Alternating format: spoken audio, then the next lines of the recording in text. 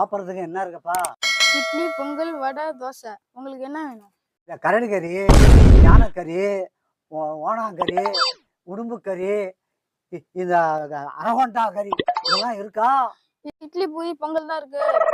Hello, வெளிநாட்டுலாம் போய் பாரு, சீனாவெல்லாம் போய் பாரு. அவங்களாம் பாம்பு கறி, பல்லி கறி, ஓணாங்கறி, கரப்பாங்கறி, பல்லிக்கறி, என்னென்னமோ விதவிதமா கறி எல்லாம் செஞ்சு வைக்கிறாங்க.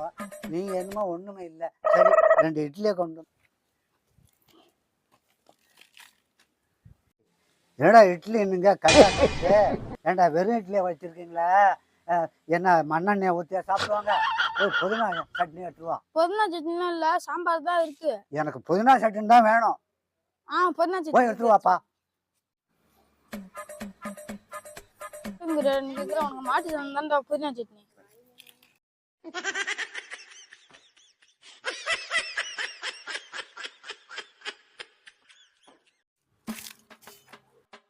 சட்னி எடுத்துட்டு வந்துட்டு போனான், புதினா சட்னி. இன்னும் எடுத்துட்டு வரல. என்ன அரைக்கிறான்னா என்ன பண்றான் ஒன்றும் ஆரோக்கியமா இருக்கு புதினா சட்னி. வரும்போது வாசம் அடிக்குதுடா.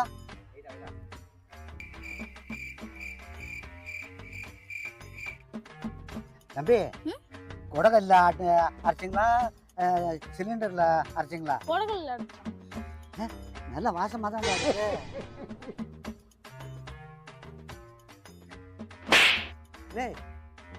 மாட்டு சாணி வச்சுட்டு புதினா சட்னி வைக்கிற, சனியாடா வைக்கிற புதினா சட்னின்னு உனக்கு வைக்கிறேன்டா ஆப்பு. இல்லே, புதினா சட்னி சாப்பிட்டேன், எவ்வளவு சூப்பரா இருந்தது தெரியுங்களா? 50 ரூபாயா?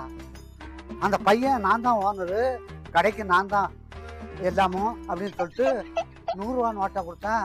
சில்லறை கொடுக்கல, ஒன்றும் கொடுக்கல, வாங்கிட்டு ஓட்டான். நாங்க வாங்கிறோம் அந்த பீல். சரி யோப்பா, அந்த பெரு 2 இட்லி சாப்பிட்டாராமே, அந்த காசு 100 ரூபாடு இல்ல முதல்ல என்கிட்ட தள்ள முதல்ல ஒன்று தானே தந்தோன்னு சொல்லிட்டு போனாரு.